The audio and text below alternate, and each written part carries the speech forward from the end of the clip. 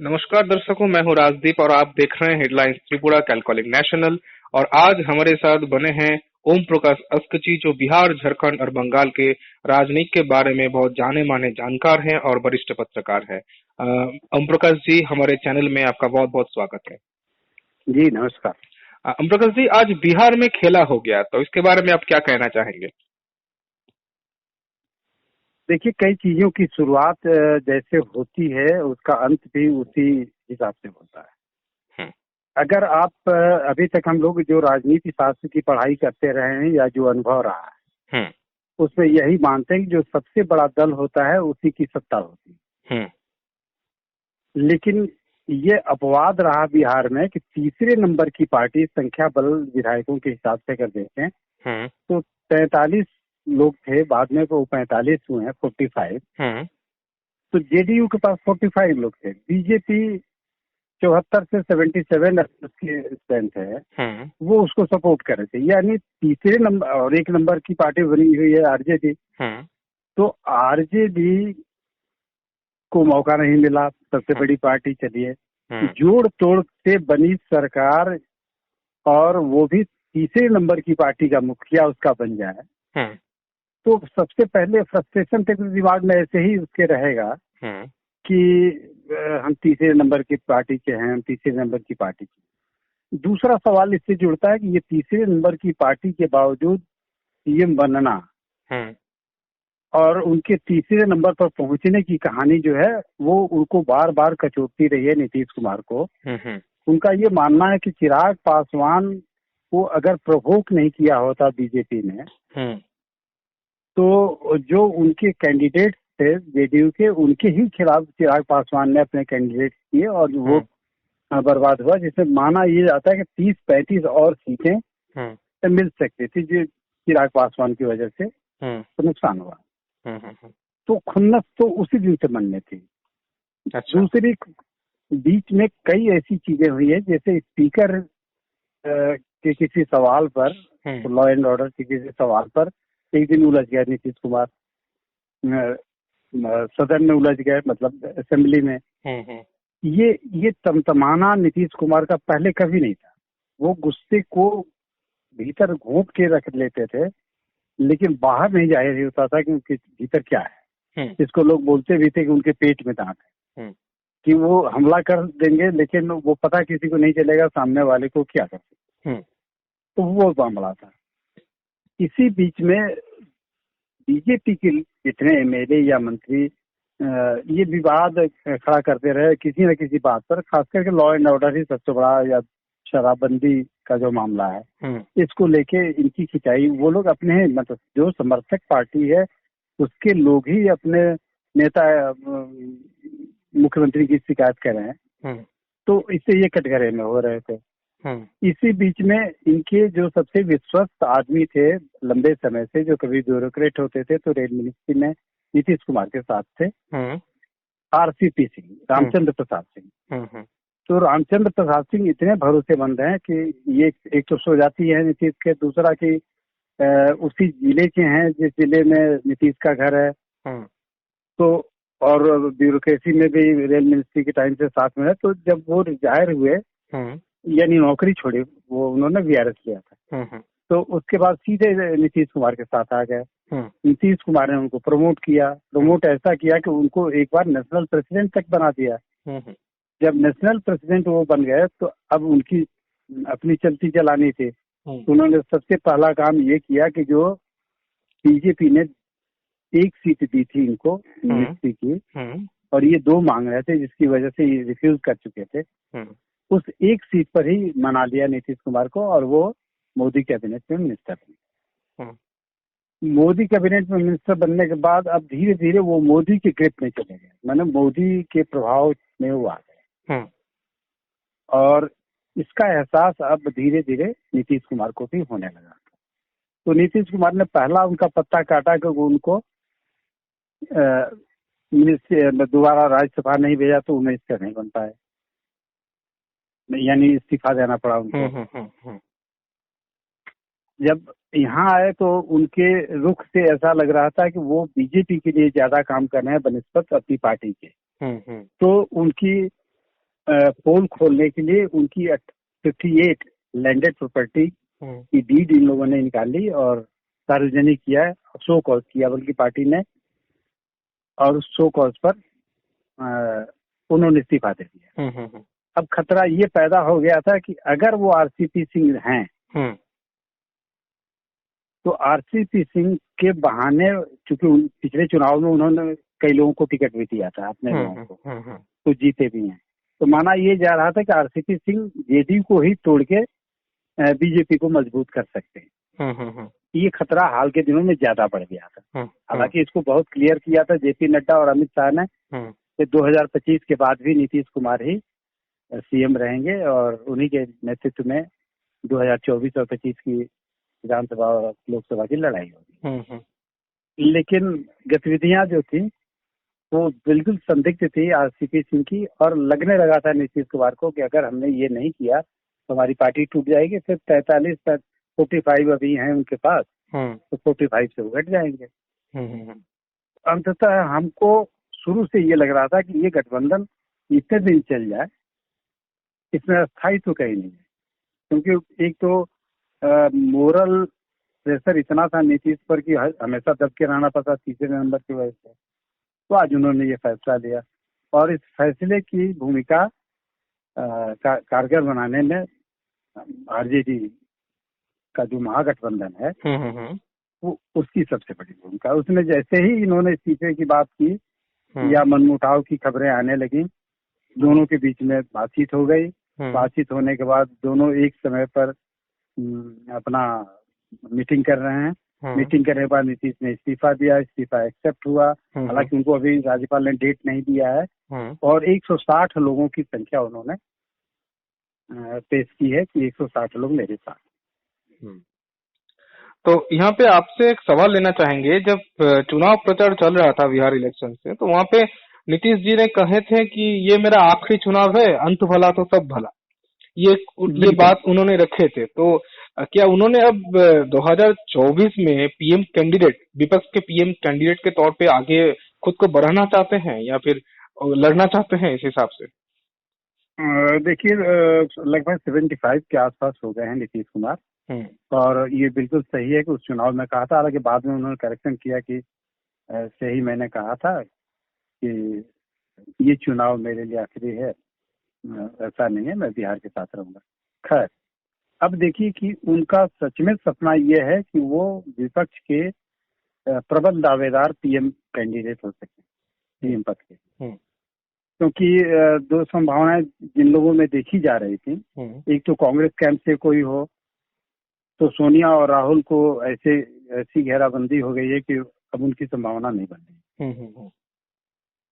दूसरा कि ममता जी ने, लोगों ने ममता बनर्जी में ये देखा कि वो मोदी को मात दे सकती हैं, लेकिन ये खुद भी पार्थ चटर्जी के मामले को लेके घिर गई, या दूसरे भी और जांच एजेंसियां दूसरे लोगों के खिलाफ लगी और एक मत बन भी नहीं पा रहा था। अब ले दे के एक्सेप्टेबल नेता अगर पूरे देश में किसी के नाम पर सहमति विपक्ष में बन सकती है तो वो नीतीश कुमार है, इसमें दो राय नहीं है। इसीलिए आप एक चीज मार्क किए होंगे कि जब महागठबंधन में जाने की बात हो रही थी नीतीश कुमार के, अभी 2 दिन पहले, तो उन्होंने सबसे पहले सोनिया गांधी से बात की।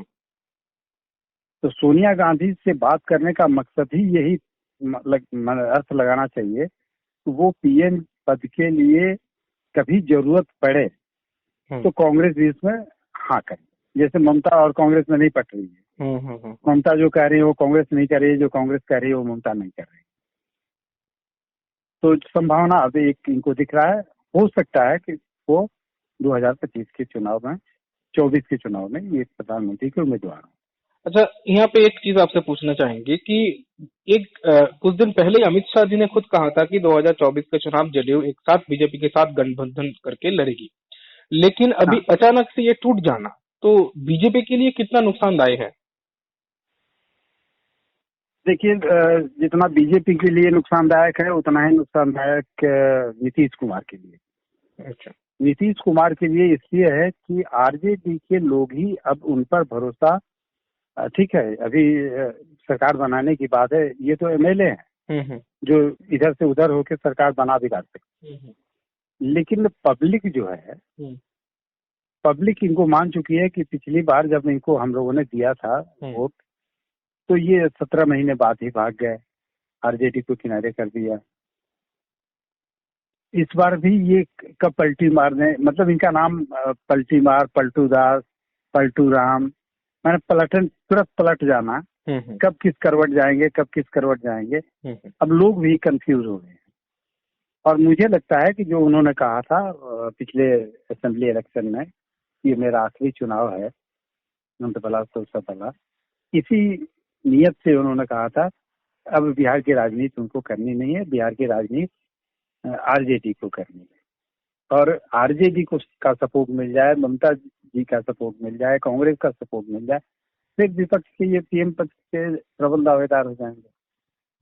सूत्रों के हवाले ये खबर आ रहा है कि तेजस्वी यादव होम मिनिस्ट्री अर्थात जो लॉ एंड ऑर्डर है वो सब के ऊपर दावे रख रहे हैं आपने, तो नीतीश जी फिर से मुख्यमंत्री बनने की दावा कर रहे हैं, लेकिन आरजेडी के हाथ में ये जो होम मिनिस्ट्री जाना या फिर लॉ एंड ऑर्डर के पूरा देखभाल आरजेडी के ऊपर आना, तो ये क्या बिहार के जनता के ऊपर कोई असर डालेगा? क्योंकि हमें पुराना अभिज्ञता है कि आरजेडी के वक्त में कैसा शासन चलता था, तो अभी इसके ऊपर क्या कहना चाहेंगे आप? देखिए, इसको समझने के लिए बड़ा क्लियर कट वे में समझिए। बंगाल के शासन को आपने देखा होगा, जरूर। 34 साल तक लेफ्ट का शासन रहा, लगभग 34 ईयर। उसके पहले कांग्रेस की सरकार थी, लेकिन कांग्रेस की सरकार में जिस पीढ़ी ने देखा था नक्सली के नाम पर युवकों की हत्या, उसके बाद कांग्रेस को लौटने में 34 साल लगे। 34 साल क्यों लगे? कि जिस पीढ़ी ने देखा वो तब तक कांग्रेस के खिलाफ रही, जो जनरेशन ने देखा था वो तो वो उसके खिलाफ रहे। लेकिन जो नया वोटर आया 17 साल, 20 साल, 22 साल, अप टू 25, उसको तो दौर देखा नहीं, उसको लगा कि नहीं ये तो बड़ा अत्याचार है, तो इसमें तो बदलाव करने की जरूरत है, उसने बदल दिया। दरअसल जंगल राज 2005 के पहले की ये बात है। 2005 तक अगर जिन लोगों ने होश संभाला होगा, 5-7 साल के हुए होंगे, उनको ही इसका आभास होगा कि जंगल राज था। तो 5-7 साल वो जोड़ लीजिए और 17 साल इधर जोड़ दीजिए, यानी 22 से 25 साल के युवकों को जंगल राज से कोई मतलब नहीं है, लेना देना नहीं है। तो आज की तारीख में यूथ पसंद करते हैं तेजस्वी यादव को, इसमें दो मत नहीं। तो यूथ के बाद जब आ रहे हैं तब मैं आपको टोकना चाहूंगा यहाँ पे। कुछ दिन पहले हम देखे थे बिहार में अग्निपथ प्रकल्प को लेकर बहुत, जो योजना है अग्निपथ योजना, उसको लेकर बहुत आग भड़के थे, दंगे हुए थे। तो क्या उस दंगे के बाद से ही नीतीश जी वो यूथ के प्रभाव और आरजेडी में यूथ का प्रभाव और बीजेपी से यूथ दूर होने लगा था बिहार में? आपको क्या मानना है सर इसके बारे में? देखिए, बिहार में अग्निपथ एक फैक्टर तो है ही। नीतीश जी के लिए अलग होने के लिए बहुत सारे फैक्टर, हम बताए ना कि एक कम्युनलिज्म के खिलाफ वो बार बार बोलते हैं कि हम सांप्रदायिक स्थिति नहीं चाहते हैं, हम आपराधिक स्थिति नहीं चाहते हैं, हम करप्शन नहीं चाहते हैं। तो अभी 426 सर्किल ऑफिसर के ट्रांसफर जिस मिनिस्टर ने किए थे, वो कंसर्न मिनिस्टर, वो बीजेपी का आदमी था, मैंने कोटे से थे। तो बीजेपी कोटे के मिनिस्टर के आदेश को इन्होंने खारिज करने के बाद वो फैसला पलटा, उस पर उनकी नाराजगी अलग थी। तो इस तरह से जो दबाव आरजेडी में उनको मिला था पिछली सरकार में, हालांकि वो 17 महीने ही चली थी, लेकिन लगभग अब उसी तरह का दबाव इस सरकार में भी ये महसूस करने लगे।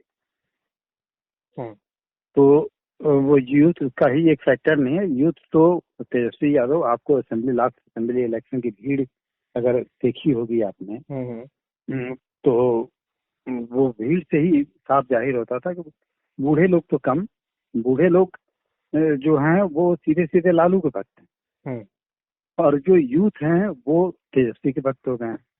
और मुझे लगता है कि तेजस्वी यादव में कुछ स्पार्क तो ऐसा है जो लोगों को बांधता है, और पुरानी गलती ये लोग नहीं दोहराएंगे। जैसे एक शब्द था भूरा बाल, भूमिहार, राजपूत, ब्राह्मण और कायर, ये 4 जातियां बिहार में सवर्ण मानी जाती हैं फॉरवर्ड क्लास के तहत। तो लालू का स्लोगन था कि भूरा बाल साफ करो, मतलब ये 4 सवर्णों को खत्म कर दो। तेजस्वी का है A to Z, ये सवर्णों को भी उतना ही तरजीह दे रहे हैं जितना अपनी जाति या दूसरी जातियों को दे रहे हैं। तो अभी MLC का चुनाव हुआ या उपचुनाव हो रहे थे, उसमें तेजस्वी ने अपने दम पर सारा कुछ किया। तेजस्वी ने पिछले इलेक्शन में भी लालू को कहीं बीच में नहीं रखा, ना कि अकेले अपने दम पर सारा कुछ किया। तो अब तेजस्वी में ये कॉन्फिडेंस तो आ गया कि अगर हम अपने बलबूते, अपने गठजोड़ के हिसाब से हम 115 तक मतलब वो मैजिक नंबर जो होता है 122 का सरकार बनाने के लिए, सिर्फ 7 मेंबर्स कम रह गए, और 7 मेंबर्स कम रहे। थोड़ी गड़बड़ी इनसे हुई थी, चूक हुई थी। अगर कांग्रेस को उतनी सीटें नहीं दी होती तो सरकार तेजस्वी की बनी होती। AIMIM का भी बहुत बड़ा भूमिका रहा वो बिहार चुनाव में। लेकिन युवा की जब बात आता है, तेजस्वी एक युवा चेहरा है, और चिराग पासवान जो JDU अंतर्घात की बात कहते हैं, तो चिराग पासवान कहता है तो बीजेपी का बिहार में मुख है, मतलब लेकिन वो सेंटर के लिए काम करते हैं, लोकसभा में काम करते हैं। लेकिन राज्य में सुशील मोदी जी जो थे, उनको इस चुनाव के बाद उनको हटा दिया गया। तो बिहार में बीजेपी किसको आगे रखे, अब आगे बढ़ेगी या फिर चिराग पासवान आगे आएंगे बीजेपी का हाथ पकड़? अगर बीजेपी की बात करें तो बीजेपी के पास इतने नेता होते हैं और इक्वल और पैरेलल दिखते हैं कि जैसे नीतीश को हम JDU का एकमात्र नेता मानते हैं, RJD में जाए तो तेजस्वी या लालू यादव को मानते हैं। TMC की बात करें तो ममता या अभिषेक बनर्जी, ये लोग, हाँ ये लोग आ गए। तो लेकिन बीजेपी में इस तरह का तो है नहीं। बीजेपी में तो एक कतार है, लंबी कतार है, और उस कतार में अब तब है कि किसको वो सामने कर देते हैं। अब नरेंद्र मोदी गुजरात से आ गए और आडवाणी जैसी पर्सनालिटी पड़ी रह गई, या वेंकैया नायडू पड़े रह गए। तो ये कहीं से वो उठा सकते हैं, किसी को उठा सकते हैं, शाहनवाज को उठा सकते हैं। ये अलग चीज है कि लीडरशिप डेवलप करने का जो काम था मूल रूप से सुशील मोदी के पास था, और सुशील मोदी ने बिल्कुल इस पर काम नहीं किया, जो दुर्गति अभी दिख रही है। अंडर करंट है बीजेपी का। लीडर डिक्लेयर हो जाए जिस दिन, जैसे इनके पास अभी 2 यादव लीडर हैं, नंदकिशोर यादव हैं, नित्यानंद राय हैं जो होम मिनिस्टर है जैसे, फिर रामकृपाल यादव हैं। अगर यादव को ही सामने कर दें तो ये बैलेंस कर सकते हैं। और चिराग पासवान की अगर बात किया जाए तो मतलब चिराग पासवान देखिए कुछ परसेंट वोट के तो हकदार हैं, लेकिन वो जमीन उन्होंने खुद नहीं बनाई है उस तरह से। उनके पिता ने जो बनाई थी, और उनके पिता ने जमीन बनाने से ज्यादा तकनीक से काम लिया था और एक व्यवहार था। तो वो रामविलास पासवान जैसी स्थिति में आने में भी चिराग को समय लगेगा। तेजस्वी को थोड़ा ज्यादा मौका इसलिए मिल गया कि सहानुभूति, लालू के जेल में जाने की वजह से, कुछ तेजस्वी का अपना स्किल, ये दोनों मिलकर काम किया और तेजस्वी ने परफॉर्म करके दिखा दिया। वो चिराग नहीं कर पाएंगे। चिराग 1% 2% 4% हो सकते हैं। आखिरी सवाल आपसे लेना चाहेंगे सर कि नीतीश जी का जो लक्ष्य 2024 है, ये तो अटकलें लगाए जा रहे हैं, लेकिन जब भी ऐसे गठबंधन की बात आते हैं, विरोधी गठबंधन, तभी मतलब कांग्रेस एक हक रखते हैं उसके प्राइम मिनिस्टर कैंडिडेट के ऊपर। तो इस बार सरकार गठन करने के लिए जैसे उद्धव ठाकरे को भी समर्थन कर दिया था कांग्रेस ने महाराष्ट्र में, अभी नीतीश जी को फिर से समर्थन कर रहे हैं। लेकिन जब 2024 में चुनाव होगा, क्या ऐसा स्थिति इस बार हो सकता है कि मोदी के लिए चैलेंज आ जाए कि पूर्ण बहुमत की सरकार बनाना? और सबसे बड़ी बात, अगर ऐसा स्थिति आ भी गया हो तो कांग्रेस क्या इस बात के पीछे छुड़वाएंगे, अपने आप को पीछे हटवाएंगे कि नहीं, कांग्रेस के खेमे से नहीं, कोई गांधी परिवार से कोई नहीं, कोई दूसरा प्राइम मिनिस्टर बने? क्योंकि हमारा तो एक्सपीरियंस है देश में, सोनिया गांधी के वक्त ही जब मनमोहन सिंह बने थे, और उसके पहले जब कांग्रेस के खेमे से छोड़ के दूसरे खेमे से बने थे, कांग्रेस सपोर्ट किए थे, तो वो सरकार ज्यादा दिन चला नहीं था। तो इस मामले में आपका क्या राय होगा? ये आखिरी सवाल आपसे लेना चाहेंगे 2024 के एस्पेक्ट में। तो देखिए, दो चीजें हैं इसमें, समझ लीजिए। एक तो 2024 का चुनाव जो लोकसभा का होगा, उसको समझने के लिए 2017 नहीं 20 15 2014 और 2015 2014 में लोकसभा का जब चुनाव हुआ तो उसमें आंधी चली मोदी की, नरेंद्र मोदी की आंधी चली, और बिहार में लगभग सीटें उनके पास आई। जेडीयू का खाता नहीं खुला या एक सीट के आसपास आई। तो और 2015 में जैसे ही आरजेडी और जेडीयू का अलायंस होता है तो पूरी स्थिति बदल गई, सरकार बन गई स्टेट में। तो एक तो एंटी इनकमेंसी काम करता ही है, मोदी के खिलाफ है, और कांग्रेस इस तलाश में है कि कोई ऐसा नेता मिल जाए जो सर्वमान्य हो और अपोजिशन का लीडर बन जाए। वो सरकार कितने दिन चलेगी ये तो पुराना अनुभव अच्छा नहीं रहा है, इसलिए कि 77 में जब जनता पार्टी की सरकार बनी तो उसमें भी तो कई दलों के लोग थे, और नतीजा ये हुआ कि 2.5 साल में उस सरकार का अंत हो गया। तो वो तो भविष्य की बात है, लेकिन सीधे सीधे ये 2024 के इलेक्शन में और 25 के इलेक्शन में अगर ये गठबंधन बिहार का बरकरार रहा तो बीजेपी को इसका नुकसान हो सकता है। या एक बीजेपी की जो ट्रिक है उसको जानना भी बहुत जरूरी है। बीजेपी के पास 3-4 चीजें हैं। एक तो हिंदू मुस्लिम, मंदिर, हिंदुस्तान पाकिस्तान, तो ये कुछ भी चीजें हो सकती हैं इस ट्रिक के तहत। जैसे अचानक मंदिरों की बात आ जाती है, अचानक जानवरों का हमला होने लगता है, जानवरों पर हमला होने लगता है, कहीं गाय कटने लगती है, कहीं गोमांस पकड़ा जाता है। तो ये कई ऐसे अभी तक के चीजें जो दिखी हैं, तो वैसी कोई चीज न हो जाए, वैसा कोई करामात न हो जाए तो बीजेपी को नुकसान होगा। जी, बहुत बहुत शुक्रिया हमारे साथ जुड़ने के लिए ओम प्रकाश जी, आपका बहुत बहुत शुक्रिया।